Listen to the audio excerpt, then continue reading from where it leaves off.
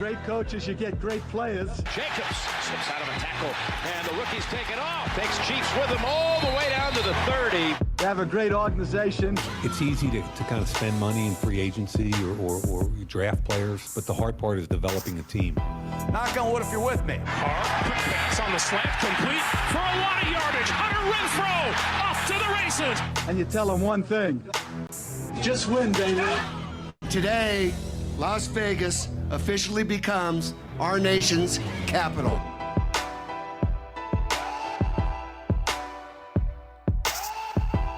There it is. The boys are back.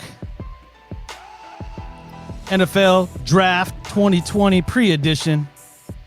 I'm joined today by the boys, Chris Sproles, Joe Arrigo. What's up, fellas? We got TQ in the house. We got a full house for you tonight, man. What's going on? Man, living the dream, baby. It's that day. It's the NFL's like birthday present to me. It's the draft. I love it. Yes, indeed, and we need it. Boy, do we need it. Just want to welcome everybody back to the Franchise Raider podcast. Once I get used to saying it, it's been a while. We've been working hard behind the scenes, putting together one hell of a weekend for all of you. You guys got to make sure you guys tune in tomorrow at 4 o'clock, Saturday at 3. Is it 3, Joe? What are the times again? It's tomorrow at 4. Tomorrow at 4, Friday at 3:30. Friday at 3:30 because the draft starts at 4, and then That's Saturday at 7:30 because the draft starts at 8. We'll be covering the draft all weekend for you with analysis. We're gonna be joined in a little bit by franchise-owned sports writer Nye. She's going to be hosting this broadcast throughout the weekend. Wait till you guys meet her, man. She is something else. She's going to knock your socks off with her Raider content and just her beauty, man. I'm telling you, the girl's a hot one, so you guys got to behave yourselves, all right? Phone lines are going to be open in a bit. We want to hear from you. We want to know what you guys think about the Raiders, all right? What do you guys think they're going to do with number 12 at 19? We know TQ wants all offense, so, buckle down. Come on, don't start. Blasphemy. He wants 2 receivers. Too early for the madness, all right? I've been holding on to that one all day. I couldn't wait to get that one out, man. Shh. It's getting hot in the kitchen right now, man. I'm seeing things that I don't like across the Twitter sphere right now. Jeez. It's all about that receiver. Part of that. Yeah, that too. All right, man. Let's go ahead and kick things off, man. Joe, you did a mock draft, mock draft today, bro. Why don't you break down, especially number 12? Let's go ahead and go right into number 12. What do you have going on at 12 today? All right, so the draft is going to be released tomorrow on Franchise Sports Media. It's the final mock. There is no trades. It's just straight 12, 19, just Raider stuff. So at number 12, with this mock, to me, the best player available was still on the board. He, to me, fills the biggest position of need. To me, he's the best route runner since Marvin Harrison. I took Jerry Jeudy at number 12. Yeah, Jerry Jeudy is the guy that we're hearing about, man, and I can't wait. I'm going to have to go right to you, man, because it's wide receiver at number 12. TQ, what you got on that? Oh, man, the exact thing that I do not want to happen. I've been saying this from the beginning. I don't believe that it's such a big difference between this top 3 receivers in this draft and the next quote-unquote tier of receivers.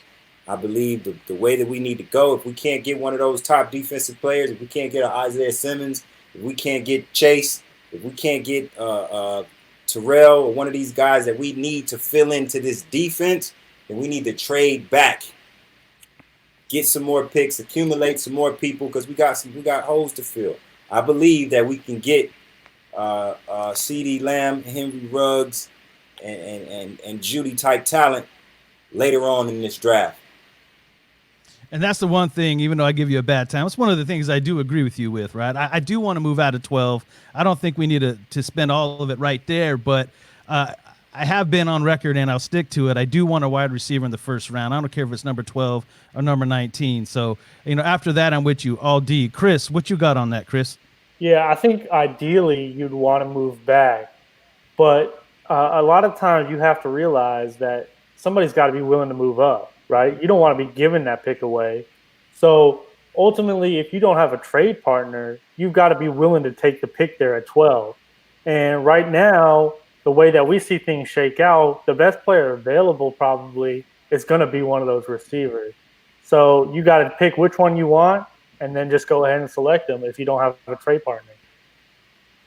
I agree, man. I mean, that's what happened to us last year. That's why we took Farrell so early, is because we didn't have a draft partner. They went with their guy. And I believe we're going to see pretty much the same scenario. If we don't have a trade partner, they're going to pick their guy. They know who they want at number 12 if they can't move out of there. So it's going to be interesting. And all signs are pointing to receiver. I know there's some people that like that, some people don't. But you have to admit, it's a big need on this football team. And no matter who we get, they have to be a difference maker on the outside to free up a guy like Williams, who I think will have an explosive year if we get the right guy on the other side. What do you think, Joe? Well, the thing I love about Judy, he may be the only receiver in this draft that can do it, in all honesty. He can play the X, the Y, or the Z. So he can play outside and go to the slide. He can play off on the line. He does a lot of different things that, he does a lot of different things that other receivers cannot do. So for me, I actually like what Judy brings to the table. The only knock on Judy is his hands. And it's not really a knock. It's just lack of concentration at times, because he's arguably, him and CeeDee Lamb are phenomenal with the ball in their hands after the catch. So for me, to see Jerry Jeudy be there at 12, you get the number one receiver. And on almost every NFL team's boards, every team that I've talked to, he's been the number one receiver on the board from what they told me. You get the number one receiver at 12 because there's going to be a rush of offensive linemen early in this draft. So you get that number one receiver at 12 because Squeeze, if Derek Brown, the defensive tackle, was there, I would have took him, but he was gone. Isaiah Simmons was gone, and Chase Daniels went number 2. So there isn't that number one defensive guy. Okudah was gone. C.J. Henderson is a great cover corner, but he makes too many business decisions, and he's under the contract for no contact against the running game. So I don't want a guy like that at corner. So to me, the best pick and the best bang for your buck is Jerry Jeudy at 12, and that's why I took him. I don't believe Jeudy is that much better than Pittman or the kid from LSU or Higgins. I don't see him as being that much better than those guys. Maybe a step better, but with some coaching up and moving up to the next level, I look at them guys. I don't see one as head and shoulders above the other ones enough to take in the first round when you have as many needs as the Raiders have. That's all. And like I said, man, my only knock on Jeudy is what you brought up, Joe, is his hands. And you say it's lack of concentration. In this West Coast offense, we need that yak yards. We need that yards after catch. I hope that Jeudy can make the adjustments to the NFL, because he's going to be asked to run a lot of short routes and make plays after the catch. So concentration on catching that ball first is going to be key. Other than that, the guy's a tremendous route runner. I think that's what sets him apart from everybody else, and I think that's why he's number one on everybody's list. Chris, what do you got on that? Yeah, no, and I think ideally, anybody that's watched the Raiders over the last 5 to 10 years has seen how abysmal the defense has been. The problem, though, is there a quality player going to be there available at 12? And, C.J. Henderson's probably the only viable option at that point. But like Joe was alluding to, the dude is allergic to tackling. And while he's a great cover corner, you got to be able to stick your nose in there and get the running, the ball carrier down. So, as I see it falling, I think you have your options of the receivers that you'll be able to take at 12, and it'll be interesting to see who they prefer. Yeah, man, 12 is going to be the hot pick, man. It's been a hot pick all offseason. Everybody's talking about it. There's so much we could do right there, right? We can get the receiver. We can get a corner. Maybe we move up, get a pass rusher. Maybe we go back, pick up some more picks. But, 19 is not too far off, and 19 might be a pretty good pick right there for some defensive help, especially at corner. Joe, what did you have in your mock as far as 19 goes? Well, because in the final mock, I don't do any trades because you never know how things are going to go. It was just a straight mock. And to me, and I adjusted my rankings that everybody that's a part of the draft broadcast has. I took, for me, the second best corner in the draft, and he's a guy that I think is not that far off from Okudah, and that's A.J. Terrell from Clemson. I love everything about him, his size, his length, the fact that he's physical against the run. The guy, his worst game of the year came against the guy, like Chris had alluded to in other shows, a guy that's going to be a top 10 pick next year in Jamar Chase out of LSU. But out of those 3 times he got burnt for touchdowns, only one of them was he just completely burnt. One he was pushed off of, and I would like to see him squeeze a little bit more on.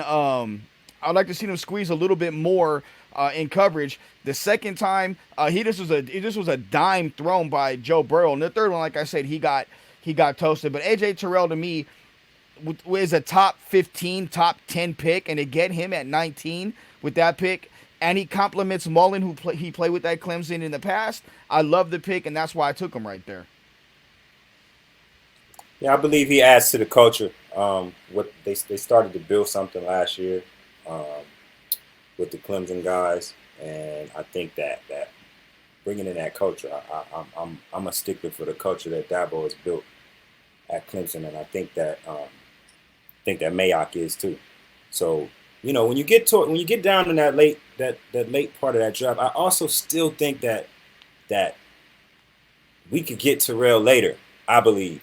But if we parlay that pick and then miss on him, I'm gonna be hurt.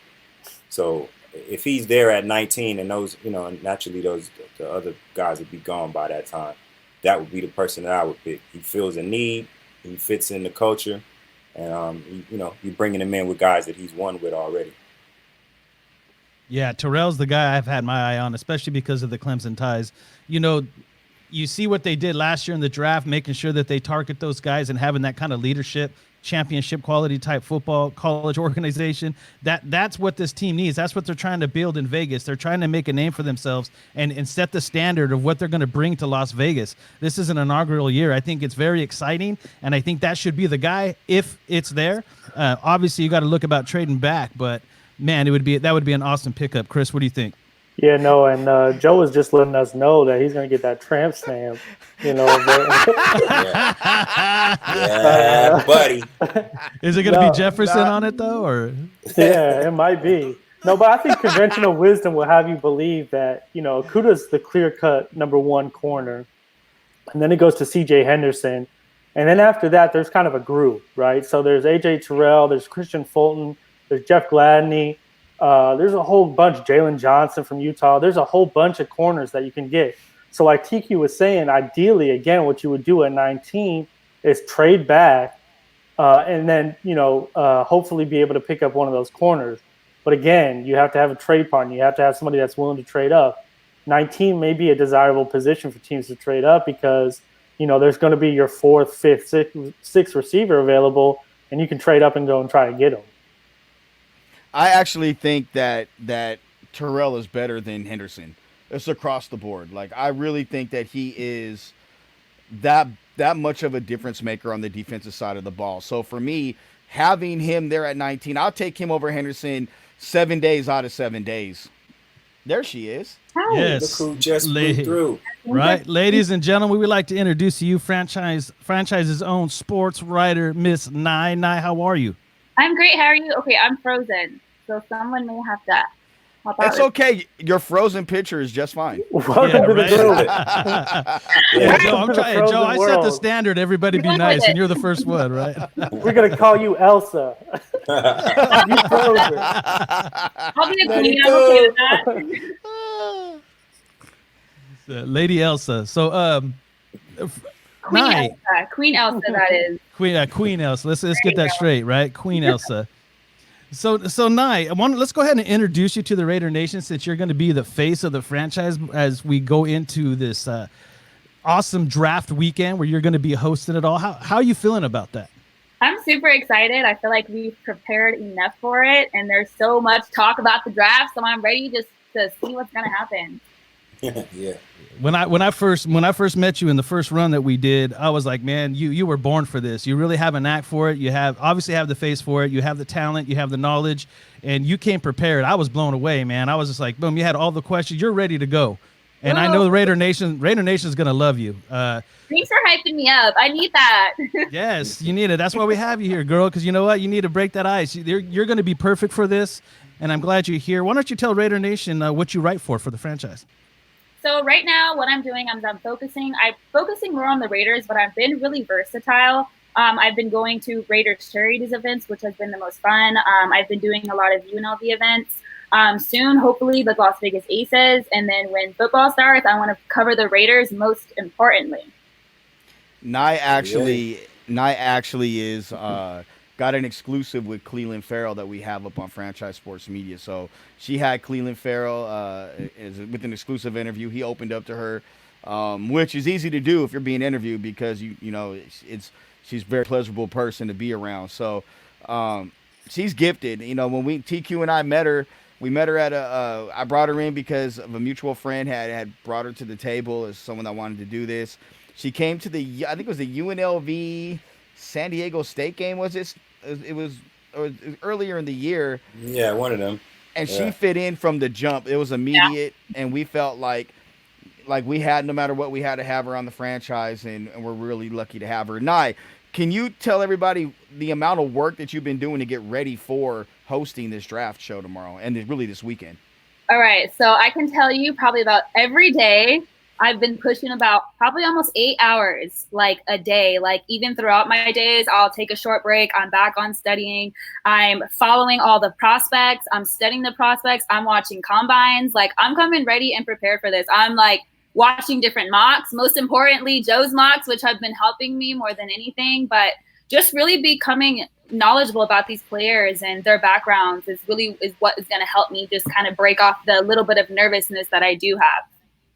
Well, you're killing it tonight already, and I told you were a natural for this, and you're doing great so far.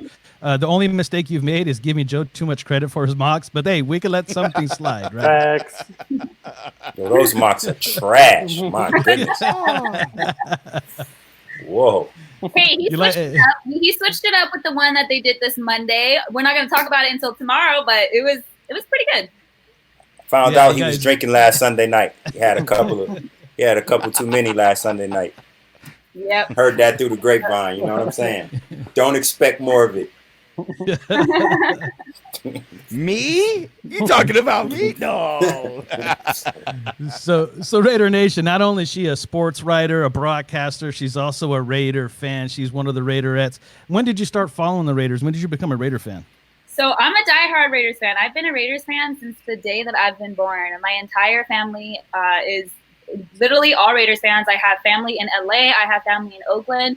So you're really getting a girl who pretty much knows her knowledge about the Raiders. And I'm not on the bandwagon. Like the Raiders is my team. So I'm super excited. That's right. I'm born and raised a Raider, baby.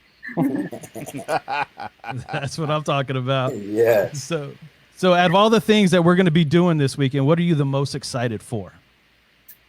Honestly, I'm most excited for the Raiders picks. And I don't know if that's me just being biased, but the guys have so many different opinions on who the 12th pick will be or who the 19th pick will be. And I have my own opinions as well. So honestly, I'm just super excited for the Raiders. I'm super excited for it overall, but I kind of want to see TQ's impressions and I want to see Joe's impressions as well. Yeah. The impressions and reactions. I feel it. I'm walking towards a cliff. I'm walking towards a cliff. I feel so Nye actually was at one of the tapings of Squeezes in our show at the Franchise Podcast, the last one we did. And she's seen how we interacted firsthand at his house, shooting it and recording it. So she got a really good idea how we're going to go at each other. And I'm really excited to see what she's going to bring because Nye's got jokes. She's going to come with it. And she's going to start clowning folks. And so, Come prepared, boys. Come prepared. I'm bringing a little bit of flavor. I'm adding a little bit of spice to this, okay? I'm having some women knowledge, some lady knowledge. So I'm excited for you guys to see. Well, I'm excited to see it as well. I'm excited to see you light that spark, get these guys to fight, and just hear you break it down. Why don't you give Raider Nation a little tidbit of what you got, man? What do you got for number 12? For number 12, I got Jerry Jeudy. And the reason why is because Jerry Jeudy can play the game inside or outside, and that's what the Raiders need. Someone who can keep secondaries on eggshells throughout the entire game. So that's my pick. I'm going with Jerry Jeudy. I'm rolling with Joe with this. See, already starting to spark, man. Terrible. Yeah. Hey, TQ, maybe you get yourself like a Cabbage Patch doll that looks like Joe or something, and maybe you can pretend that he's on your side with this and like, kind of like use his voice and be like, hey, I want a defensive player for number 12. He's talking about he's got to go to Build-A-Bear. Yo, listen, man. He, ha, ha, ha. Everybody's laughing. The Green Bay fan over here laughing louder than everybody else, though. See what I'm saying? Sabotage. Hey, it's all right, 49er fan. Yeah, all right. Boo! And there it is. I was waiting for it. It took almost 25 minutes of the show. Old news. Don't get me started. I'm trying to keep this friendly out here. You know what I'm saying? Well, Nye, for everybody here tonight, we want to thank you for coming on. We want to thank you for dropping your knowledge, just being a part of this. How you feel? I got one more question before you go. How do you feel now that you're finally live? Everybody's watching you. You feel comfortable? You feel ready? I feel ready. I feel comfortable. And honestly, I feel so blessed. Like, I'm very blessed to be working with you guys. I've learned so much throughout this process, especially throughout the draft. Like, I've been literally chatting with you guys throughout the week. I've been on FaceTime with Joe, like, getting his opinion on different types of things. So I'm truly blessed. So I'm excited for you guys to see my knowledge and give you guys a little bit of flavor. I love TQ's honesty, too. That's been helping me with a lot as well, because TQ's the type of guy who doesn't really have a filter. And I like that. I need that. I need that type of criticism. So I'm super excited to go live with you guys in the next 3 days. We're about to get it on and popping. I can't wait. I think you're a natural. Yes. I really think you're gonna really set the stage and really make this thing go all weekend long. So it was awesome meeting you. Thank you for being here. Raider Nation, show her a lot of love. We're gonna take a quick break, and then when we come back, we're gonna fire up the phone lines. So make sure that you got your. And ladies and gentlemen, that's Miss Nye, sports writer for Franchise Sports Media Las Vegas. Bye, guys. Thanks, Nye. See you later. Bye. All right, we'll take a quick 2-minute break, and we'll be right back.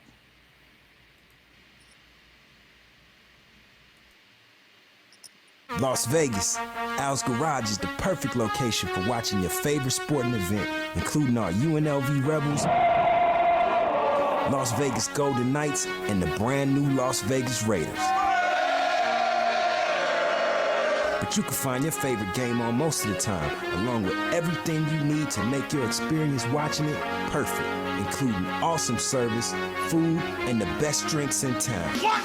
Did we just become best friends? Yup. Al's non-smoking, family-friendly environment is the perfect place for the entire family to enjoy a night out with great food and watching the best games. Al's is your place for large parties, fantasy drafts, work gatherings, or just meeting for the big game. For gaming customers, Al's offers a great voucher program, so make sure to inquire with the staff when you're there. Al's Garage is located at 11760 West Charleston in Summerlin. Tell them the franchise sent you.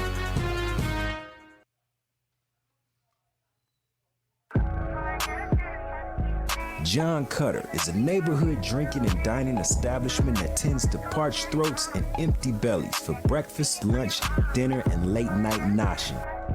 The laid-back atmosphere and awesome food is perfect for getting away from the hustle and bustle of the strip. The menu is short and sweet and does the trick anytime, day or night. The steaks are 100% Angus beef and the fish is flown in fresh. No freezers here, so you can be sure that the meal is made from the freshest ingredients available. From steaks and seafood to sandwiches, wings, and salads, you'll have no quarrel with the food, trust me. And stick around, because the later it gets, the more the place percolates. John Cutter's is located at 11770 West Charleston Boulevard in Summerlin. Tell them the franchise sent you. Yes, all right. Welcome back into the Franchise Raider Podcast. I'm your host, The Knight, joined by Joe Arrigo, TQ, and Chris Sproles. We are bringing you some early draft analysis as we get ready to head into one big weekend. It's going to be a different weekend. It's going to be done differently. Before we get started on our next segment, I want to let you guys know the phone lines are open. That's 253-993-3651. That's 253-993-3651. Give us a call. We want to hear from you. We want to know what you think is going to happen with that number 12 and number 19 pick tomorrow when the lights come on bright. Well, I don't know how bright they're going to be in the basement of Godell's basement there, but what are you guys expecting tomorrow, man? It's going to be the weirdest first round ever. It's going to be done out of a basement in New York. TQ, what's your thoughts on that? Yeah, man, it's deep. I think that it it also shows the power of the NFL. They have to do all of this virtual with and I mean they had a shindig planned out here for Vegas, man. It was about to be all the way on. Yeah. This was gonna be the best draft yet, and that one last year was nuts, but this one was gonna be the draft to end all drafts. But coverage wise and technology wise, I think the NFL just has that long marketing arm, man, and people are just as excited for the draft this year as they've been for any other. I think that it's a welcome distraction from everything that's going on. It'll be it'll be one of those. It'll be the draft that we'll all remember for our lifetime. You know what I'm saying? I don't know if it'll be for the best reason or not, but I also think that it's going to be some moving and shaking. I feel like it's going to be a couple of moves there that people aren't expecting, due to the fact that these guys can't get looks in person. You know what I mean? So a lot of guys are going to be making their marks on teams and leaving impressions with teams over phones and over Zoom calls and everything. So it's going to be a bit different, but I think that makes for some drama and that makes for some entertainment. So I'm excited to see what happens. Yeah, with technology today, I'm really excited to see how they put it together because the NFL is not going to keep it simple, right? They're going to try to do some things that's going to make people go, oh, wow, that's cool. It might be different, but it's going to be very cool. It's going to be very high tech. And I think we're going to have a different type of experience, but I think we're going to try to get the same feel out of it.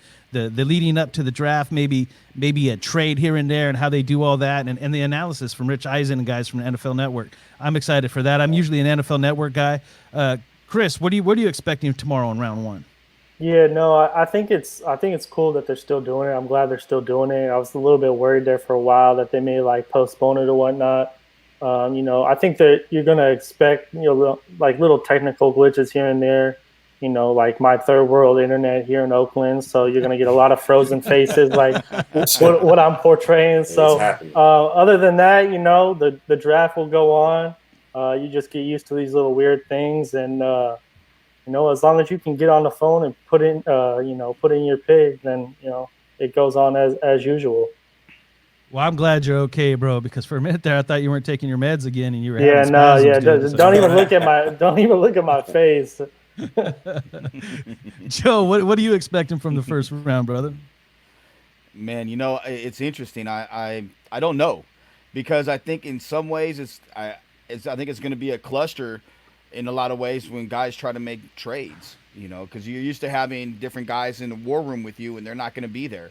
And you got one guy camped out at his crib, one guy camped out at his crib, and you got to have multiple phone calls going. And I'm interested to see how that's going to play out. But really, when it comes to trading the picks at this point, I think there's going to be more trades than what we realize tomorrow. I think it's open for business at number 3, at number 4, even at number 2, number 8, 7, 8, 9, 10, 11. So you're going to have a bunch of opportunities for teams to move up and down, and guys on the back end trying to get into that front end of the draft. So the trades in itself are the things that I think are going to be the things the most intriguing to me. But also, how many linemen and receivers are picked in the first round? I think those are the two positions that are kind of going to dominate the first round, because it's not a great defensive line draft, but offensive line, you could have 6 guys go in the first round. You could have a legit 6 or 7 receivers taken in the first round. So I'm interested to see what position gets picked more out of this draft. Man, I really think that this draft is going to be full of trades too, and I have a reason why. We're going to get into that in a second, but I want to remind the audience, phone lines are open, 253-993-3651. That's 253-993-3651. With the COVID and everything that's been going on, I know that players haven't been able to do their visits, their pro days, meeting with doctors, talking with the teams, and we talked a lot about this in general, but do you think that's going to have a really, really big impact on how come these teams are going to want to trade up, probably more even than back, to try to get certain players and fill certain needs that they feel they didn't get enough information to get in the later rounds? What do you think about that, Chris? Yeah, no, I think where you're going to see it most affected is guys that have had injury issues. I think teams will be a little bit more hesitant than normal to, take a chance on a guy that's had injury issues. The first guy that jumps out is Tua. Without a team being able to get their doctor's hands on a player, they may not be willing to make that risk that high of a pick. And, it's going to be interesting. I mean, I don't know if you guys saw the video of John Gruden on his Zoom call with the University of Tennessee, but it wasn't exactly reassuring, if you know what I mean. TQ, he was struggling? I didn't see it. Oh, yeah, he was struggling hardcore. Oh, wow. Jeez. What's your thoughts about making moves, man? I agree. I agree that I think that this is going to be a conservative, they're going to be buying real conservatively. Teams are going to put their stock on things that are proven. So I believe that it will be more moving up than moving down. Though for the teams that have lots of needs and lots of picks, I think they're going to have to gamble a little more. Because like this like for the Dolphins, this is a foundational draft for them.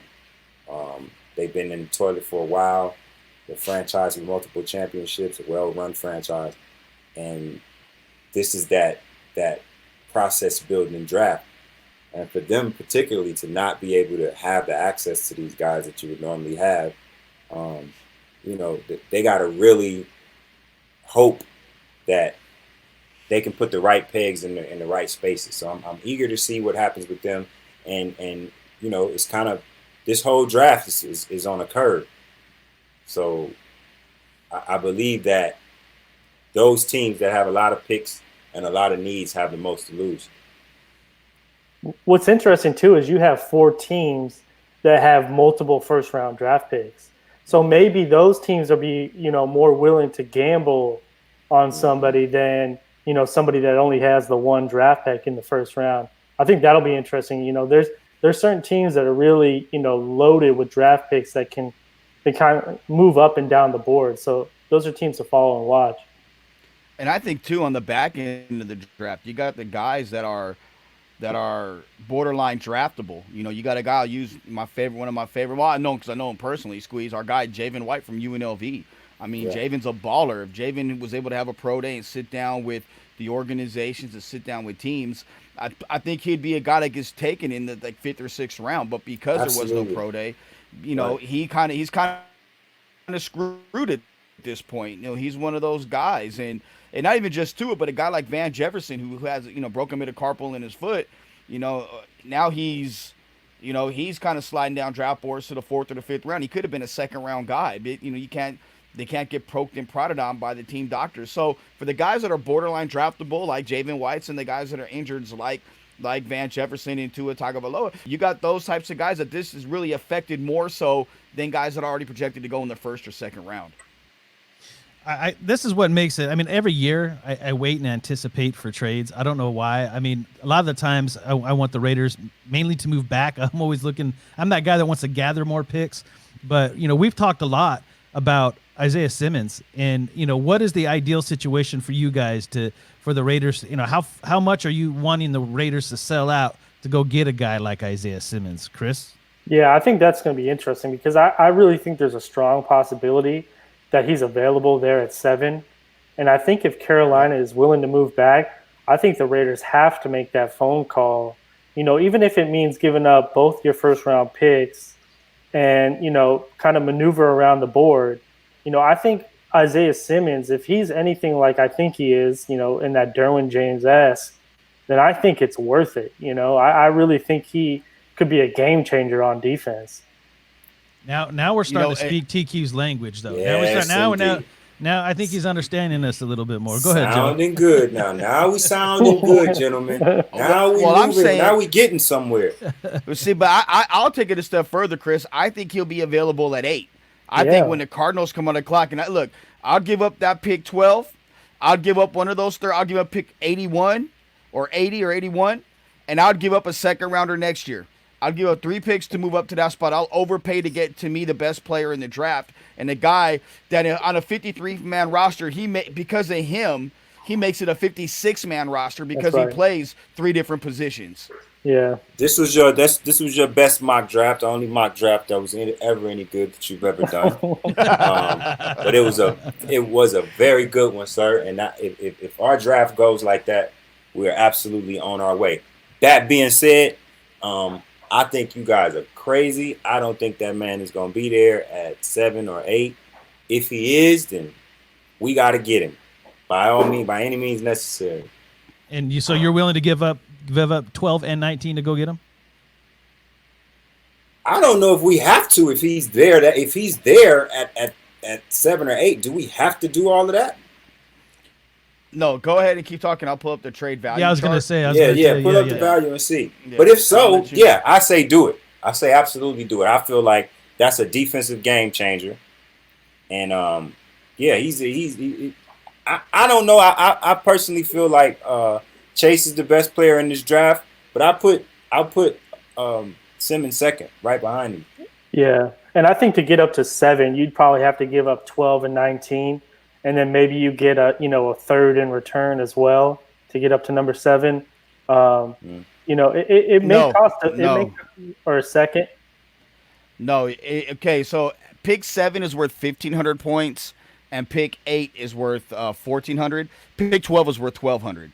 So you can have 200 points, which would conceivably be pick 80. And then you throw in a pick for next year, so you throw in a second rounder next year. That's more than enough to move up, and you'll probably get like a 4th or a 5th round back because you're paying for next year anyway. So again, 1,500 points. You can kind of maneuver. That's not that far off. No, but I'm doing anything that more all than day. that 7 or 8 period, you can't do it. Yeah, I'm doing that all day. If I don't have to give up 19 and I can still move up to 7, I don't care what it takes. I'm doing that all day. Yeah. Well, the thing is number one, it's got to be available. Number two, right. I think we're not going to be the only team trying to go up and get a guy like Simmons if he's there at 7 or 8. I think everybody's going to be trying to go up there, and I think that's what changes that board that we look at. Right, that takes that 1,500 tag and makes it like a 2,000 tag. Right, there's going to be a bidding war for who's going to offer up the best trade to go up into those spots. So. Not necessarily saying that the Raiders would have to give up 19, but they might have to give up a little bit more than just a third and if second next year to go up there and get it. But if there's a way to go up and get a guy like Isaiah Simmons and keep 19, so you get that receiver, TQ, I went there again, and get that receiver, because it doesn't have to be any of the top 3 that everybody talks about or even the top 4, right? We just have to get a guy that can run routes and has speed to get over the top to really get time out. Williams going. Time out, Mr. Knight. Time out. Why does that apply right now, but it didn't apply 15 minutes ago? That's what I've been saying from the beginning. Because we're talking about Isaiah Simmons, man. Come on, man. Hey, if you got a guy with that kind of caliber right there for you to go get, it makes sense, right? But I'm saying without Isaiah the need Simmons is the same. The need is the same with these receivers. Is exactly what you just said. We need a guy that can run a route and go catch a ball. We have receivers on the team. We don't we can't get Antonio Brown. Antonio Brown is not in this draft. If we get Isaiah, would you rather have a Porsche or a Corvette? I mean, hey, it depends. What do I have to carry this stuff in, man? What am I pulling up to? What am I pulling up to at the house, right? Do I have space for both of them? If I have space for both of them, then I want both of them. Put them both in the garage. In this case, I got a Bentley sitting up there with Simmons. So I agree with you. Period. It doesn't matter with that receiver. But if we go and pull Simmons off, man, pick one and let's run. You want to get Judy? Get Judy. I don't care. Get whoever. So squeeze. What you're saying is it's either you can have a daily type car in video or a way of life type car video. Which one? Hey, come on, man. Come on. You already know. Hey, we go get that Bentley. I'll be the chauffeur all day. That's all. Listen, if the Raiders pick up Simmons as the first pick in this draft, you don't really have to listen to me for the rest of the draft. I'm gonna sit and I'm gonna eat wings and tacos and chill and just be a happy guy. Yeah, literally wings, tacos, and Coronas. That's what he's gonna be on Moscow Mules. There it is. They do me a service if they pull that off. I've one thing I will said say all about- along, Simmons is the chief killer. Simmons is the chief Man. killer. If we could get him, it's exactly what this defense needs to take on the Chiefs. Go ahead, Chris. Agreed. Yeah, and I was just going to say the one thing I will say about Simmons is to fully utilize him, you have to have a creative defensive coordinator.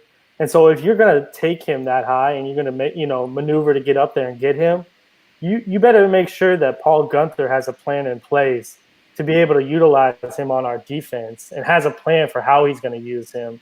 And I don't have the most faith in Paul Gunther right now, but he would be a hell of a chess piece. You better be ready and know how to use him. You better use him just like he been used in South Carolina. They using him a lot down in that area in a very nice way. Look at that. That's the way to use him. Well, Venables is like one of the best defensive coordinators at Clemson. Right. So, he's got a little bit more acumen than I'd say Paul. I'm going to say that when you seen the reaction from Gruden and from Mayock and Gunther when he ran his 40, that shows that there is a high interest in him. And look, they know Chase Young is gone. Okay, so Chase Young's not even going to be in the discussion. Okay, right. But Isaiah Simmons fits multiple needs, and he masquerades multiple needs for the Raiders. He's a three-down player every game, as long as he doesn't get injured. Now, the question when I talk to scouts about Simmons, is he a safety or is he a linebacker?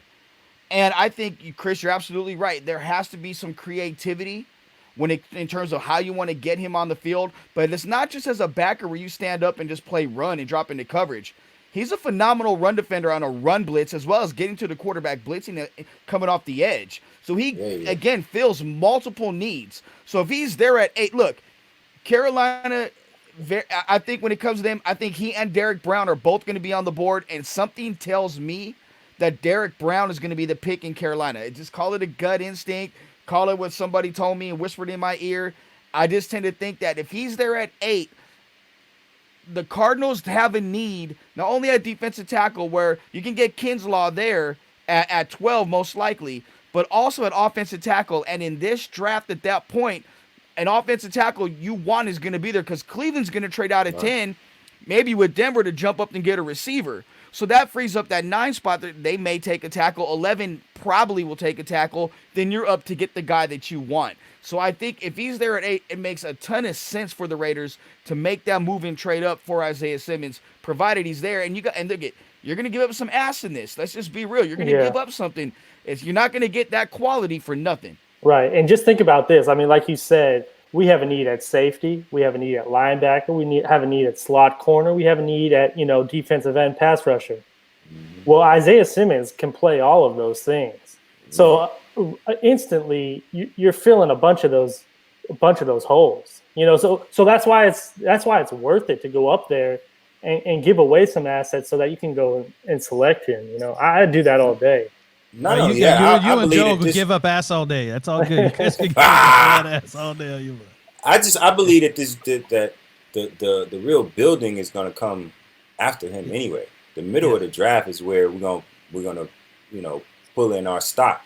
So the kid's gonna have some help by the end of this draft, no doubt, more than what we have right now. If that's the first pick, we got nowhere to go but up. I don't care what we give up. Yeah. And I think game recognizes game, man. And I think Gunther gets it. And if he didn't get it, I think Marinelli, if I'm saying his name right, is letting him have it and getting it too, right? Like we don't go and get Kwiatkowski and Littleton. Those are not Gunther type football players in middle linebacker, right? So I think he recognizes that changes have to be made. They have to become more hybrid, especially in the middle of this defense. And I'm sure if Isaiah Simmons is there at 7 or 8, Gunther would be the first one banging on the table saying, "Give me that cat, man," because I know that I need that guy. He's going to free up so many different players on this football team, and they're going to be flying around making plays. It just makes the more sense. And any ass they want to sell, because you really can't compare. You really can't compare what Gunther did last year because he didn't have this kind of weapon. He didn't have the right. He had the right defense for his defense. It's just not fitting in today's NFL. And but I'm saying a guy like this though. If we didn't have this kind of guy on the field available to us, right? And you got to keep in mind. Look. Yeah, Gunther has had his issues as a coordinator, but last year they improved from the year before. True. And there's because Yeah, they're better did. players. So let's Yeah, let's did. really look at the improvement. It jumped. There's a huge jump from year one to year two. And Burfict going out had a lot to do with it. Had a Absolutely. lot to do with it. Also, in fairness to Gunther, if you've looked at the Raiders' recent history, they've brought in Man. a lot of different coaches, a lot of defensive coordinators. None of them have succeeded. So is it the coaching? Is it the players? You know, that's what you have to ask yourself. Well, that's what I like about Gruden right now is he got fired, and he keeps bringing that up himself, right? He doesn't like the way it feels. I think he understands to build a team, to really have a chance to build continuity, get right players in, and really build some type of chemistry inside a locker room as a unit and build something big. It takes time. And I think that's what he's giving Gunther. Yeah. He's giving Gunther the time to say, hey, man, look, this didn't work. That didn't work. We went and got you perfect. We got to change this up. He's giving Gunther all the opportunities to really build something, and they have a friendship, they have a kinship together, right? They work good together, and it's just a matter of time for them to get all these pieces in there and really build something special. And that happens by having faith in somebody and giving them the rope they need before they, let them hang themselves, right? And I think this year, if it falls apart, Gunther's got to go, but Gruden's got it. I agree, and you got a guy like PJ Hall, like Raider Advocate asked, what's the likelihood of him being moved and what value does he have? That's a guy that quite frankly, Mike Mayock called out for being a lazy slob and not doing his job. So I mean, his value. His value is maybe a 7th round pick, maybe a conditional pick next year. I mean, there really isn't any value for PJ Hall. He didn't do anything last year. So there was a drop off, and that's the kind of stuff that hurts. The jump from year 1 to year 2 has to be substantial, and year 2 to year 3, that's kind of tells you where you're going to be at for the most part. And the Raiders really haven't had too many guys make that jump.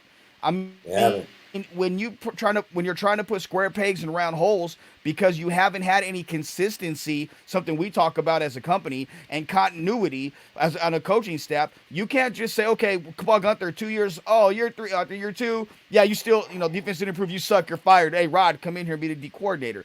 You have to have, some type of patience, and that's the difference between coaching now and coaching back in the day. Back in the day, staff stayed together for 5-6 years. And then they have patience and they grow. And you've seen it with Parcells' teams in the early 80s. I mean, in 81, they were a joke. 82, he gets the job. 83, they're okay. 85, they win a Super Bowl. It's all about building your staff and letting your staff and players grow together. And that's something that I think Mayock and Gruden have done a really good job doing. There hasn't been a bunch of turnover on the staff. So these young guys and the guys that have been there now for a couple years know what to expect from their position coaches, their head coach, and their coordinators. And I think the brilliant part is he brought in Rob Marinelli, right? Like, that guy is already in the building. Like, if he's telling Gunther, hey, man, this is your chance to make it happen. I got all the faith in you, man. Here, we're going to go get you these pieces. But if you don't work out, my defensive coordinator is probably already on the field. He's already on the team. He's already working with my D-line and my linebackers. He's going to be a big part of this defense. Your replacement's already here, so it'll be an easy transition next year if Gunther can't put it together. And I think that's smart, too. He's already thinking ahead. Yeah.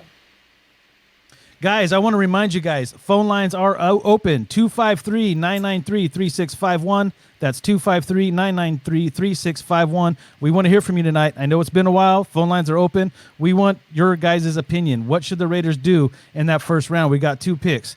You guys rather see them trade up, trade back? You want them to get 2 wide receivers? Do you want them to get 2 defensive players? Let us know. Call us, 253-993-3651. Make sure you start calling because this is not going to be a 3-hour-long show, folks. No, it's not. We got 3 days of content for you that we need to get some rest. Yeah, we're trying to hold on to some of our thoughts, too. We don't want to lay it all on the table tonight. So we're really looking forward to you guys calling in and giving us we really want to get into this first round. So I really want to hear what you guys think with 12, 19, move up, move back, gather picks. So give us a call, 253-993-3651.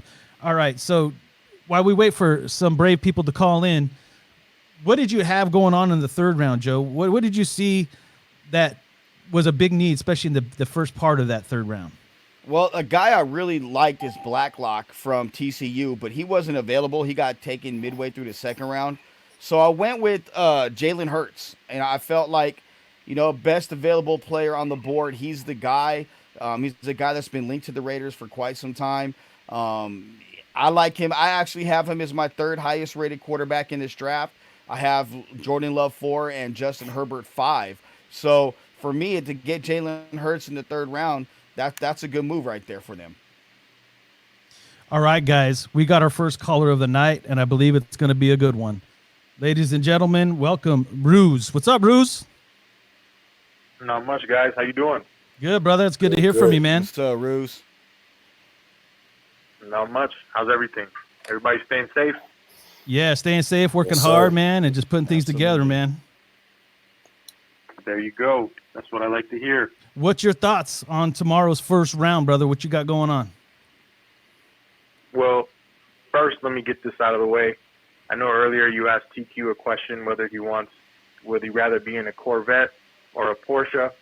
If you know, only real TQ fans would know this, but in his electronic video, he was driving a Porsche. So that right there, that's your answer. But then he followed up saying he has both in the garage. You got a vet too, TQ? He brought up electronic, Ballin'. bro. He brought up electronic. Oh, damn. Yeah, he went like there. that. Went there. I love it. Oh.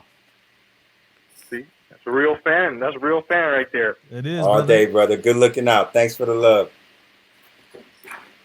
Always. All right, here we go. So, what do you guys think? I know in Peter King's mock, I guess he had Tua falling, if I'm not mistaken, possibly to, I forgot who it was, somebody after, I think 13, we had passed on him and he was available at 13 because of his injury. What do you guys think of that? If he's there at 12, do we do it? No way. That's a good question, man.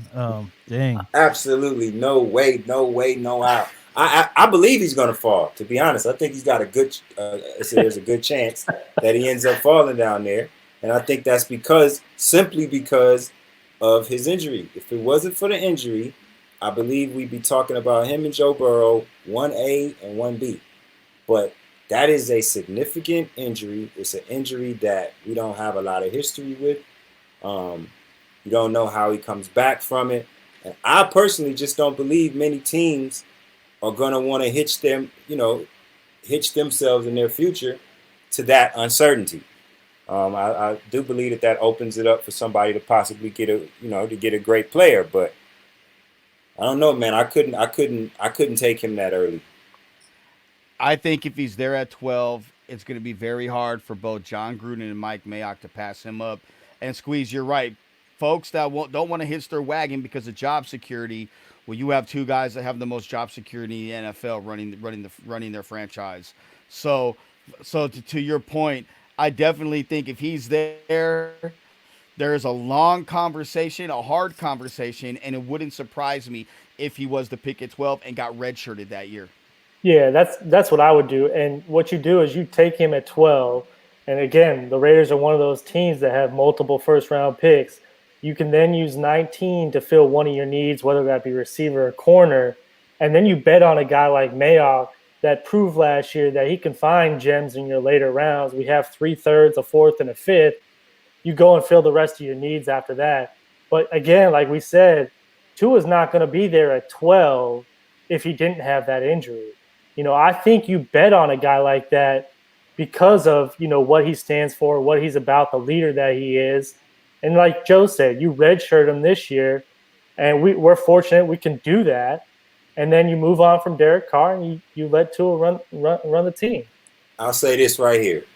The last time that I personally remember, an injury like this, it ruined what I believe was going to be the greatest sports career ever in Bo Jackson. Bo Jackson. Absolutely. Right. Yep. So, and fate's going to try to, reward us. We had to deal with the Bo thing, so they're going to give us Tua.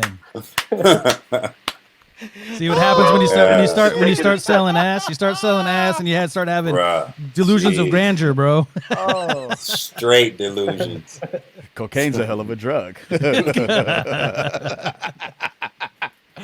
Hey, but no, I think John Gruden. Remember, man, Mike Mayock runs this team as far as like talent in the scouting department. But John Gruden holds that veto card, right? Like, Mayock could come in and be like, nah, we good, man. We went and got Mariota. We got Carr. We got to go Judy right here. And I could just see Gruden, if Tua was there, being like, You know me and quarterbacks, man. That's my guy. You know, I think he fits in because we're not guaranteed for Mariota to be the heir apparent. And even though, I mean, I've been one of those guys banging the table about cars saying he has all the tools. I was watching tape on him just the other day on YouTube. It popped up on my feed, and they were talking about how good of a season he had last year, despite, you know, the losing record and some drop passes and what have you. And a couple of mistakes. We all make mistakes.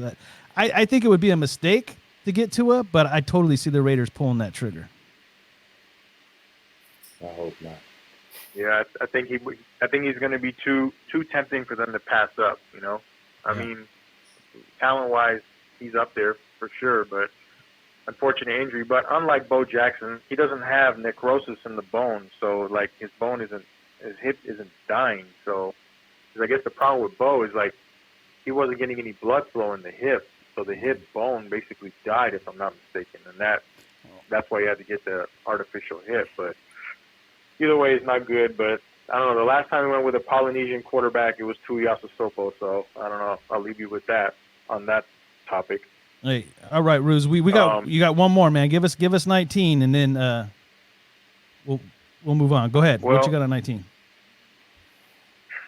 19. That's a tough one, man. I've said it all along. We need some goons on defense. So give me the best defender. We can get a wide receiver later. I mean, look at last year. 2 really good wide receivers in the second round. You had the kid that Tennessee drafted, A.J. Brown, and the other guy that Seattle took, Metcalf. I mean, you don't have to take a guy high in the first round for him to be productive. So fix the defense, man. Fix the defense. Well, TQ, I think you found your cabbage patch. There you go, brother. There it is. Somebody talking right. Hey, Joe, you're getting replaced, Joe. You're getting replaced, Joe. I'm sorry. Hey, it's all right. Roos said he would draft Tua, so, you know, he's on the same boat as me. I don't disagree with that. No, he said he wouldn't. Yeah, I'm saying he's saying he would if he was there. It'd be too hard to pass up. Yeah, I mean, the talent and the value is there. I mean, because Derek Carr still is a question mark. I mean, let's be honest. So if he was entrenched as the franchise guy, there's no way that would even be a conversation. You know, that could be a gateway where you can trade out of that pick and stack multiple picks, because quarterback is the premier position in all of sports. But, you know, we're not there, so it could happen. It's going to be fun. Absolutely. All right, Ruse. Well, we appreciate you calling, brother. I'm going to cover what the phone system's going to look like in the next 3 days. So this would be a good segue to do that, dude. But we really appreciate you calling, dude. We miss you. We look forward to you calling the next 3 days. We want to hear your thoughts on that first round. So make sure you're tuning in and give us a buzz, because we can't wait to hear from you, brother. Yeah, guaranteed I will. You guys take care. Be awesome. safe. Thank you, Ruse. You too, bro. Thanks, man. All right, guys. All right, Raider Nation. That's a great segue for me to tell you how the phone systems are going to go down the next 3 days. A lot of the times, you know, we're kicking this thing off and we love hanging out and chat with everybody, but we're hoping things are going to be cutting and moving. We got picks we got to talk about. We got to cover the players. So as you call in the next 3 days, we're going to give you a question and a follow-up, and then we got to move on. So we're just trying to set that precedence now. So, Roos, thank you for calling, brother, man. You're one of our best callers, and we really appreciate you calling and making the show a little hyper.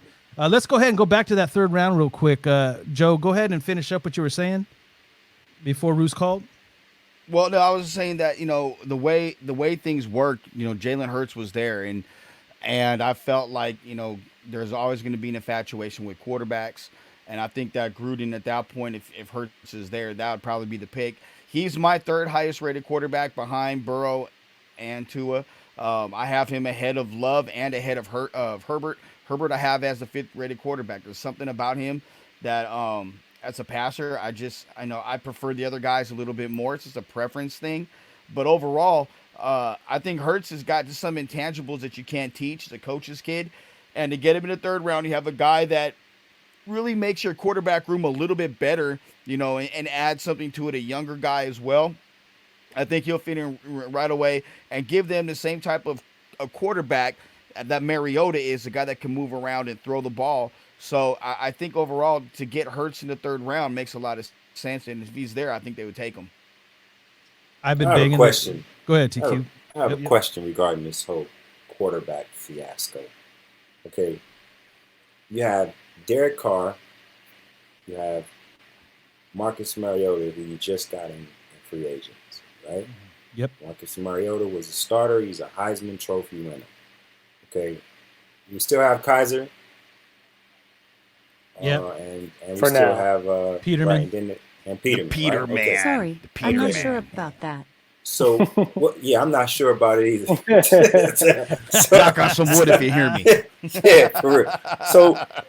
So where is it? Where has it been said from inside of the Raiders that there is a quarterback problem? This Derek Carr thing sounds like legend to me. It sounds like a conversation that all of Raider Nation is having because it's just a tantalizing conversation to have.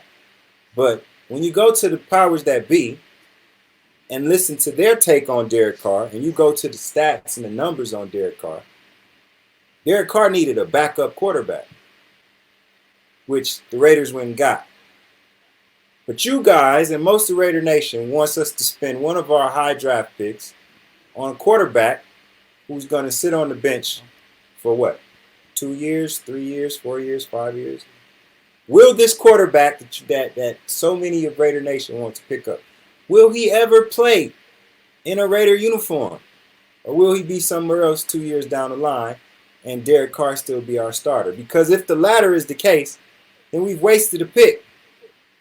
It's unnecessary to draft Tua when you have Derek Carr and Marcus Mariota on your roster and your defense is complete, hot, unadulterated trash. You got to fix that side. You got a high draft pick. You need to invest into that, making the team better now. Do you guys realize that we was a game and a half out of the playoffs this past year? A game. A game. Yeah, Nobody expected that. Like, did you guys? I didn't expect that. I might have been talking trash before the season started. I said 7 wins on Q&A that was where they'd probably end up at. Well, you was believing better than I was. Right. So I feel like the team overachieved as it was with some injuries. And a tough schedule. And a tough schedule. Playing the last year in Oakland, about to move to another city. And the most valuable part of this is that Bible of a playbook. Derek Carr has been in it. This is his 3rd year going into it. That has not happened yet for his career. The last time it happened for John Gruden, he's in the Super Bowl. So you're asking my original question is where does it come from? Where has it come from within the Raiders organization that Derek Carr is the problem, or as much of a problem, to be drafting Tua if he's there at 12? I think it comes down to what they see on film, or actually what I don't even think it's them. Like in full disclosure, Squeeze, you know how I feel about this. I wouldn't take a quarterback in the first round. Tua, you're asking me what I'm thinking Gruden and Mayock are doing. That's what Rouge's question was. Oh, and actually, but hold on. I messed up the end. I'm not even talking about the first round. Now I'm on Hurts. You said Hurts in the third round, right? Yeah. Yeah. Okay. So take the same thing and apply it to Hurts in the third round. Okay. The same thing is this.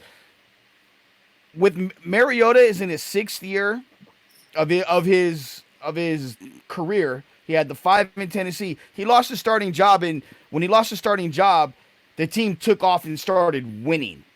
So right there, that leads to like, hold on, wait a minute. They're winning with Ryan Tannehill as the quarterback. Why? This is not the number 2 overall pick, Ryan Tannehill, or Marcus Mariota. This is Ryan Tannehill, and they're winning with him. And it's the same guys. There wasn't injuries across the offensive line. Okay, so there's that side of it where maybe Mariota ain't that guy. You know, he won a Heisman, but we know how many Heisman Trophy winners have gone on to do 0 in the NFL. We've seen it firsthand. We've witnessed it with our own eyes. Now you have Hurts. You have a younger guy. Gruden likes to groom young guys. And a guy like Hurts has a ton of upside. Not even upside. He can do some things now that the NFL likes to do now. He can really help the offense evolve. Do I think Derek Carr needs to be moved? No. Do I think Derek Carr, provided he has weapons around him, is the right guy to lead this team? Yes. I've made that very clear. But Jalen Hurts, you have a young guy. And look, 2 out of the last 3 seasons, Derek Carr did not finish the season. He's gone down with injury. You have to equate that in it as well.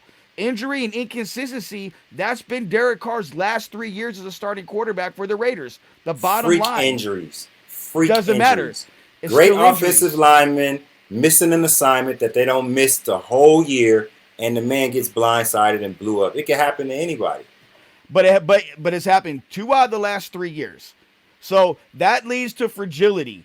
And I'm not saying he's fragile. I'm just saying he's been hurt 2 of the last 3 years. If you're John Gruden, Chris, help me out with this. If you're John Gruden, would you? No, I want Chris to get in on this. It's all good.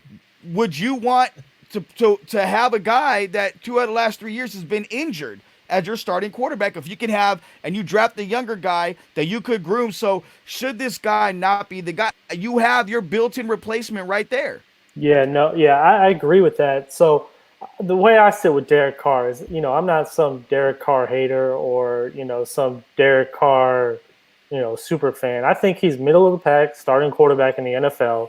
You could do a lot worse than Derek Carr, but I think from what we've seen the last 6 years, he's not a guy that's going to sit there and be the reason why you win games.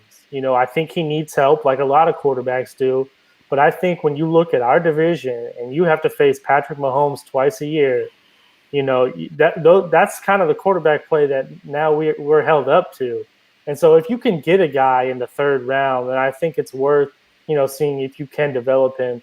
And, Bill Walsh always talked about how regardless of what your quarterback situation is, you draft one every year and see what you can do with them. You develop them. And you never know. Maybe you get the next, Tom Brady, and you either flip him or the guy that you have, or whatever happens. But I just wanted to talk about Tony Pauline of Pro Football Network. Pretty good insider. He just reported a source well connected to the organization told me yesterday, if Gruden gets his way, the Raiders will pick Henry Ruggs. So I thought that was kind of interesting. I know TQ, you probably don't love that, but man, if Henry Ruggs can make the jump from what he is now with some coaching up and play to his strengths, if I have to pick one of the 3, that's the one that I pick. Yeah. I think the big deal with Ruggs, and I think we all are victims of it. I think everybody that's a part of it, and this is 2 parts. One, because he ran so fast at 4.27, he's just a speed guy. He can't run the route tree. The guy hasn't dropped the ball. He didn't drop a single ball this season. He's got 4 career drops. Yeah. And the second thing is, and Ben Albright brought this up, and Chris is the one that brought it to my attention as well. Do you want to be the team scheming against Henry Ruggs like you got to scheme against Tyreek Hill? Hell no. You know what I mean? I'm not going that far, man. I don't know if he's Tyreek. Bro, I'm not saying he's Tyreek Hill. I'm saying you got to scheme against 4.27 or 4.22, which he ran at, in the past. You got to scheme against that, and there's nobody that you can scheme against that. You can't scheme against that speed, and he's got speed that outruns angles. There's no, and those are things that you have to consider. Squee, you're a former DB. I coach DBs. You know what I'm saying? So we see these things. Imagine you having to go up against that guy. You got an angle. All of a sudden, you're like this. No, speed kills. I'll give you that. That's why I say if it's one of those top 3, that's the one I'm gonna take strictly because he's faster than the other ones. But I'm still sticking to the point that I don't believe that he's that much better than Judy or any of the other ones. I just don't. I feel like because they went to school where they went, because they was on TV every week, and they got those names, that's why we seem to be enamored with them. But this is a deep wide receiver draft. It's really deep, and every last one of these guys, for what positives they have, they all have a glaring flaw that needs to be coached up. So. I hope he doesn't do it. I believe that John Gruden has anything to do with it. He wants to get Derek Carr a weapon because he is still salivating for what Antonio Brown would have meant to this team last year. If we was a team, if we was a game away from the playoffs without Antonio Brown and with those injuries and everything else, I'm sure John Gruden is losing sleep at night thinking about what we could have been with him. But do you want to be that emotional and apply what that could have been to what Henry Ruggs could be? I think the quarterback. I think the quarterback situation and the wide receiver situation go hand in hand, and I think that's why there's so much talk across all platforms, that whether it's from fans all the way up to GMs, that the Raiders need a wide receiver, especially in the first round. The same way that I believe that the quarterback talk is mainly surrounded by John Gruden. John Gruden is a hard person to get along with, and I know it seems like him and Carr have this really, really great relationship at times, but that's John Gruden's personality. Why Jalen Hurts in the third round for me? Because I believe that Gruden is not satisfied with the two quarterbacks. I mean, I think that he has faith in them, don't get me wrong, but I think he wants that backup plan. And I've been banging the table for Hurst since day one. If you're going to bring another quarterback in here, I like the idea of bringing Hurst because you get more out of him than an arm. You could use him in the backfield. You could spread him out as a wide receiver. He could learn defenses while sitting back behind Mariota and Carr. If he doesn't work out, then you could trade him, but you're going to get some value for him right out the gate. You could design run option plays for him or little trick plays and things like that. I think he can contribute. But I honestly think that with Derek Carr, everything that you said, TQ, was spot on. And I believe that Derek Carr is going to have that year that no one ever thought he was going to have. I think he's going to explode this year. That's my personal opinion. But there's always that what if. And I think that's what John Gruden's sitting there telling himself. If this doesn't work out, I know the nation itself, and this is a business just as much as it is a team sport, and they're going to be calling for some change. Mariota's the backup plan if he gets hurt, maybe moving into the future if they don't get the quarterback they want. But this is the scary part about the draft. I don't want Mayock or Gruden getting caught up in the hype of what they have at quarterback and what they don't, because like you said, there's plenty of more needs. There's guys next year that we can sell the house up to go get if we have to. Yes, I don't think, I personally don't think that it has to happen this year. But if we're gonna do it, I think it should be Hurst, because you can get more out of him than just an arm. You can put him in other different places to make plays. Can he process? Is he going to be able to process Gruden's playbook and the type of defenses that are going to be coming at him? My biggest Hurst. Joe knows. So. Joe knows that I was on him when he first came in. First day one, we were at a bar watching the USC Alabama game. He goes, "Yo, they got this kid that's quarterback from Texas. He's Michael Vick." And second half they put him in. He torched our Trojans, and I just looked at him like, "Damn." Yeah, he's a beast. But over the time playing in college, I watched him not go through his progressions. I watched him hone in on a guy and stick with him and complete some long, blown-out pass, right? But that's in the Big 12 against nobody. What's going to happen when all of these edge rushers are coming in his face? He's got to process Gruden's playbook. He's got to process all of these exotic blitzes and all of these different things happening on defense. Can he process the information fast enough? Can he learn the playbook fast enough? I don't know. I'm not saying that he can't, but I'm saying what he exuded in college, to me, it just doesn't seem. He seems like a project to me. Yeah, and well, if you get him for a project, then get him later on, which he won't be there later on. But I'm just saying, you got James Morgan there later on. Then, if that's the case, if you want to get a guy around later, it's James Morgan. If he's going to be there from Florida International University. Everybody likes Morgan. He's going to go late third, early fourth round. He's that guy. So, and I don't disagree with you, and you're thinking behind it, but at the same time, when I do these mocks, I'm not choosing guys that I'm necessarily like, oh, I like this guy, so I'm putting him here. I'm trying to think like the coach or like that GM. When Chris and I did the mock draft that comes out tomorrow as a podcast on Franchise Sports Media, every pick that I did, I tried to think like that head coach or general manager and what they would do in that situation. Not what I would do, because what I would do would be something completely different in a lot of instances, because there's guys that I like more than others. Yeah, and I think with Jalen Hurts, too, you have to take into consideration that he got thrown in as a true freshman at Alabama, so he never really had a time to sit and develop. If he gets drafted in the third or fourth round, he's probably going to sit behind somebody for a while before he has to be thrust into the into the starting role. And then going back to Henry Ruggs, 25% of his touches in college football went for a touchdown. He had one drop last year. He had the biggest hands out of all three of the top receivers. And then he has the game-breaking speed. So I think those combinations could be pretty deadly. No, for sure. Guys, we're about an hour and a half into this thing.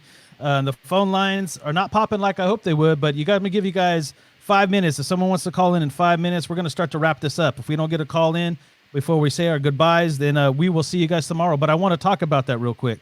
I want to remind you guys, first round is tomorrow. It starts at 5 o'clock. Franchise will be on at 4 o'clock with the pre-show. So we guys come in, we'll have the phone lines open so you guys can get in early. Gives you guys another chance to talk about what you want to see the Raiders do. We're going to have Nye hosting. We're going to be me, Joe. Look at that, man. I just had to call it. We got a caller coming in. You had them hostage. I bet it's our tequila drinking. I bet you, man. Homie, I bet Rich. you it is. I have this funny feeling.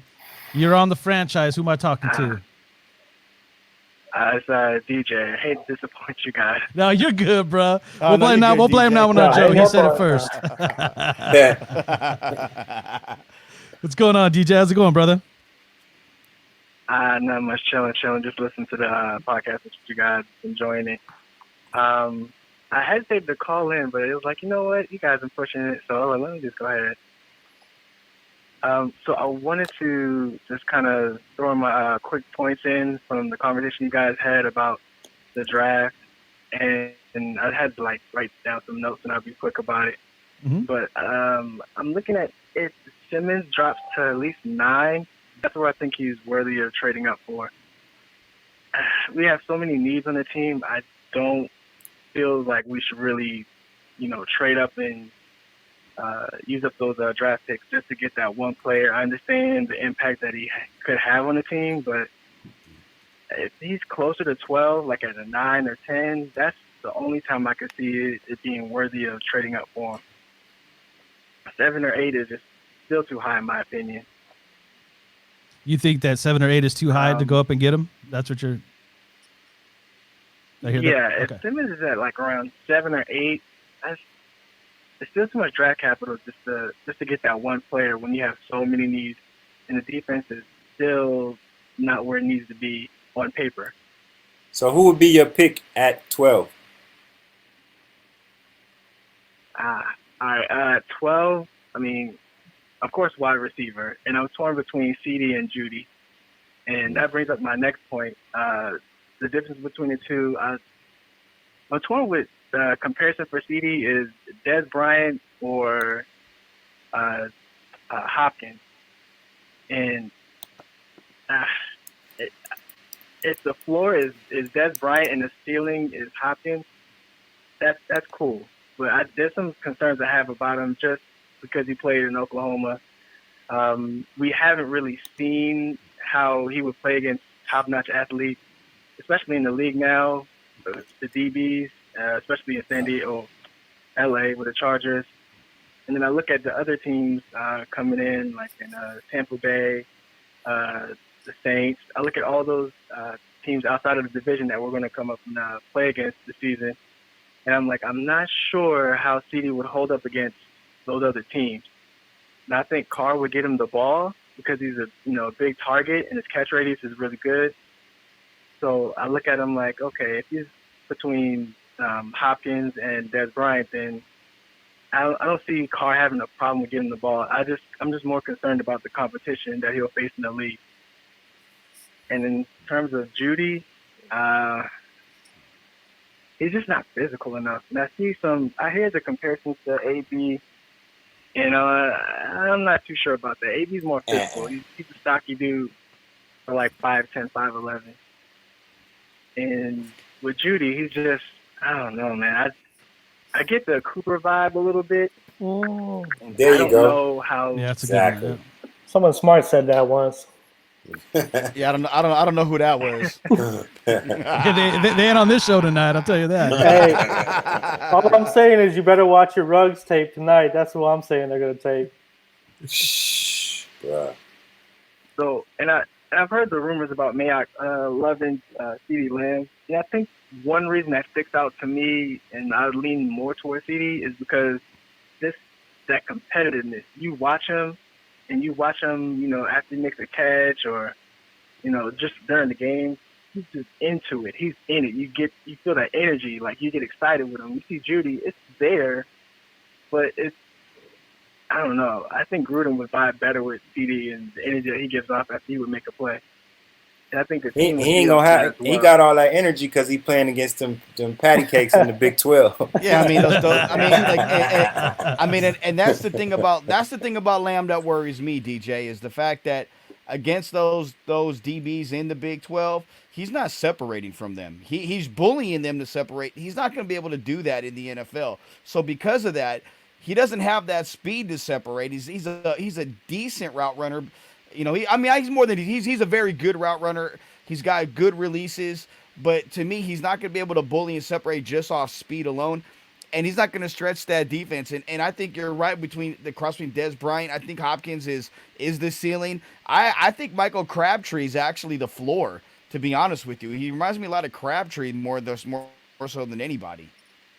Wow, that's funny. A pretty damn serviceable floor right there. We'll take that. Cooper and Crabtree comment in the same. Wow, that's pretty interesting. All that's right. why you need to go Henry Ruggs. Yeah, that sells Henry Ruggs for a lot of us. Hey, DJ, thanks for calling, dude. We'll finish this up. We've got another caller, but I really appreciate you calling in, DJ. Call us tomorrow. We want to hear your reaction to what they do in the first round, brother.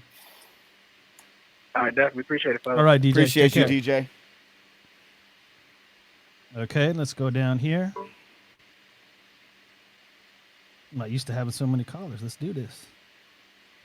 Did he hang up on us? I hope not. Hey, TQ, is Anthony King, is that your burner account on here? No, sir. No, sir. Anthony King is a very smart man. That's all. That's all. All right. Thank you for calling the franchise, man. Who am I talking to? Hey, what's going on, man? This is Miguel Reese. How you doing? Miguel Reese. What's up, my brother? How are you, dude? What up? I'm doing good. How's everybody doing in the show? Man, we're hanging in here. Blessed. That's good. That's good to hear, man. My question was going to be, since everything in the beginning of the draft so far for us looks good with picks in the first and in the third, the only thing we got missing, it seems like, is a second-round pick. So if all of you guys are for Mike Mayock, do you trade to get into the second round, either back from the first or up from the third? And if you do, who do you go get? Well, I can tell you, and I'll say it on here, and we're going to talk about it tomorrow. I've been told that I know of at least one team in the back end of round 1 that wants to jump up to 19. They want to see who's available. If that player is available, they don't want to show their hand too early. And the compensation would be a second and a fourth round pick as well as that first round pick. So if that's the case, you're adding 2 picks to move up or to move back to their selection. And you'll be picking in the second round as well as adding another fourth, which will allow you to play a little more. You can maybe give up 2 of the 3s to move up in the second round, to have 2 second round picks, or a 3 and and that 2 to move up. So I believe at 19 personally, I believe they're going to move back at 19. That's my personal opinion. It just depends on how far back. And if it's only one time, it could be 2 times where they're accumulating more picks, because Mayock likes picks 20 through 60, and he's been on record as saying that. And I think go ahead. Yeah, I was just going to say, I think if you look at how we think the draft is going to shake out, there's no player that's there at 19 that you just, you have to have. So I think most Raider fans would agree that, if at all possible, you move back from 19 and pick up a second round pick if possible. More selections, the more likely you're going to pick better players. I'd like to see him trade down out of that first round as opposed to trading up.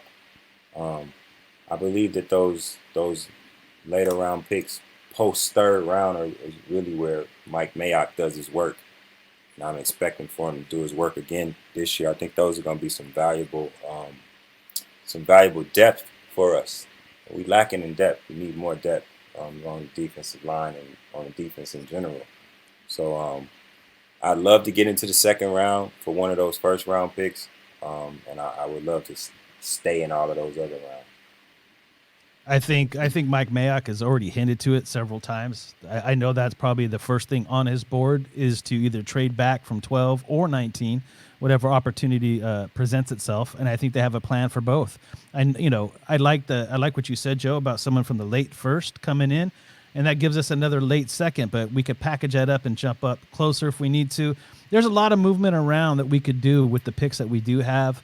But then I hear what TQ says, and I'm like, man, Mayock has been a magician in 1 year, but still, he has that talent of finding talent in the late rounds, and that's exciting too. Because this team, when we look from a starting perspective, you could probably argue we need a wide receiver and we need another corner possibly, and that's if you feel like a guy like Nixon can't step up and do it. So outside of that, we're really looking at depth, competition, and rotational pieces anyway. So.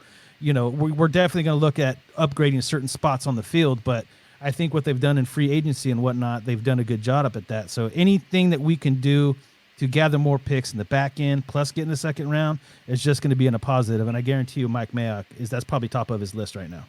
Yeah, we got a lot of tape on Mayock before he came to the Raiders. A lot of tape. He's got a lot of tape. He's got a lot of tape on you and Joe and me and Chris. Exactly. So it's a lot. He got some tendencies there in the mid to late rounds of the draft. Yeah, and I want to see those tendencies are going to work well for our squad. So yeah, we want to get him there. All right, Miguel, you got a follow-up question for us, buddy? No, sir. I just want to call in at you guys up to all my question, and we'll see how this unfolds. I'm really interested to see what happens. Awesome, brother, man. Yes, we appreciate you calling, dude. Give us a call tomorrow, man. Let us know your thoughts on what the Raiders do. Give us some of your insight, man, and just say what's up. Will do, guys. Just win, baby. All right, man. Just win, baby. Take care. Thanks, Miguel. All right, guys. So as I was saying before, we have two great calls. Tomorrow, we're going to be coming live, 4 o'clock. We're going to do a pre-show. Then we're going to be heading right into the first round. We're going to cover the first-round picks. We're going to see who's shaking and baking up there in the first round right before we get to 12. Let's see if the Raiders move up and get a Simmons. Let's see if they move back and get a Judy. We'll see. We'll see if we'll see what happens. But before we get out of here, I want you guys to go ahead and say your goodbyes and let them know where they can find you on social medias. Joe?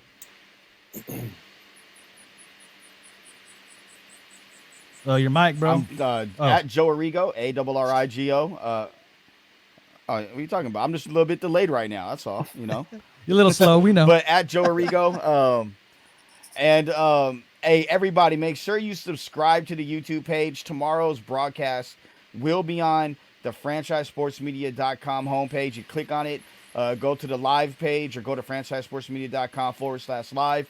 Jump on it there. You're not going to be able to interact through comments there, but you will be able to if you're on the YouTube page, to go ahead and jump on the comment section as well. So we'd love for you guys to do that. Make sure you subscribe to the YouTube page. I can't ask you enough to do that. It'd be really cool if you did. And I'm looking forward to tomorrow, big time. It's Christmas Eve for me and Chris. I tell you that much. Chris? Yeah, man. Or TQ, go for it. No, go roll with the TQ. All right, it's TQ. TQ the Trojan on Twitter. The Real TQ on Facebook. You guys absolutely tune in tomorrow. I want to say thank you to all of our viewers and all of our subscribers and our readers that come to Franchise Sports Media every day. We love y'all and we're very appreciative. And we thank you for the opportunity, allowing us to bring you the sports. So we're looking forward to tomorrow. We're going to have a good time for the next 3 days. It's going to be laid back. So everybody come on, check us out. The feed for the site is franchisesportsmedia.com/live. Check us out. We're going to be here for the next 3 days having a good time. Mr. Chris Sproles. Yeah, I was just going to say, as a longtime Raider fan, just say your prayers tonight that we don't screw this up. We have a good opportunity to get a couple good players tomorrow night.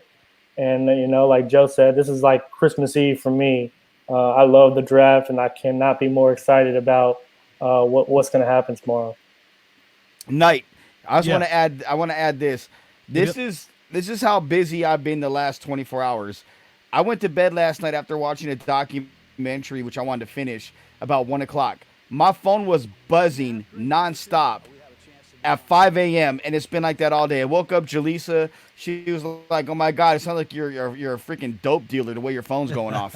It's crazy right now. So if you see me looking at my phone, folks, I'm sorry. Sometimes I got to jump off. But Knight, man, this has been a great platform, and I cannot thank you enough for putting us on to a lot of this stuff. And look at Sean Rolling Dubs just came in and said the Raiders and the Jaguars are close to a trade for a defensive end, Yannick. And say it, Chris. I can't say it still. Yannick now we talking, baby. Gagwe. Now we talking, baby. And they're offering pick 19. The Jaguars want pick 12. I know Charlie Campbell. Charlie's one of my really close friends. Buddy. I'm going to hit Charlie up at 11:30 because he's down south. I'm going to see what my man Chuck has to say. I'm going to reach out to my Raider contacts. See what they say. That's the first time I've seen both you smile at the same time tonight. Yeah, buddy. I like that one. Now we talking, baby boy. Now we talking. I'll just say this. If they pull that off, that's probably better than anybody they could get at 12 or 19. Yeah, probably. Yannick and Gagwe. What? Here's that man is a beast. Right. Here's my caveat to it, though. I mean, from a skill set position, I mean, he is, beastly, one of the best defensive ends in the league. The problem is you're going to have to pay the dude. And, they were, didn't pay Mac for, whatever reason, and so that you have to take that into consideration when you're giving up a high draft pick. And let me, before we get too excited, let's keep this in mind. They have Crosby, Cleveland Farrell, and they paid Carl Nassib. So does it make sense, and will it make sense for them to trade for another defensive end? Oh yeah, and that they're going to have to pay premium money. I mean, it's not going to be Mac money, but it's going to be close to it. Yeah, does that make a lot of sense? Hands down. You have multiple windows over a 10-year contract. Do it. Hands down, because you know what? We saw what the Niners were able to do. Absolutely why I said that. Right. Because we saw what the Niners did to the Chiefs in the Super Bowl. It didn't last for 4 quarters, and I personally believe it's because the secondary of the Niners couldn't hold up. But we're trying to build this. We got a young secondary, guys. We got a nice young safety. We got Mullen on the other side. Nixon is a beast. We haven't seen Johnson enough yet. We'll probably try to go get another one in the draft. So we're going to have a young, dynamic, fast secondary. If we can get pressure, especially not just on the Chiefs, man, on all of them, the whole league. I think that really it starts in the trenches, guys. We got a good offensive line. This could make us have one of the best in the league defensive lines. Yes, this is what sets teams apart right here, dude. This is smart football. This is how you build a football team. And I don't know if it's worth noting, but it's kind of interesting. But Trayvon Mullen on Instagram 43 minutes ago said, "At Raiders, let's go." So maybe because you know what it means to a guy like that. Maybe he that knows shortens his something. window, dude. That's picks. He's thinking interceptions right there. Yeah. Well, we'll see. I mean, I'm gonna reach out to some people and I'll see what I can dig up, but that won't go. Some of that may not go public, and it may have to stay private. Yeah, well, we'll just have to wait and tune in tomorrow right here on the franchise, 4 o'clock. We will be here breaking stuff down, heading into the draft, seeing what the Raiders do. Make sure that you subscribe, like this video, leave a comment on this video. And like the boy said, man, go to franchisesportsmedia.com/live. Check us out there tomorrow. You might not be able to comment, but the phone lines will be open. You'll be able to call in. You'll be able to get your voice heard, get your opinion out there, and have a conversation with us and Nye. So make sure that you guys are up to date with everything going on right here at Franchise Sports Media Las Vegas. For Joe, for Chris, for TQ, and myself tonight, we will see you guys tomorrow on one hell of a draft. Until then, stay Raider strong. Yay. Raider.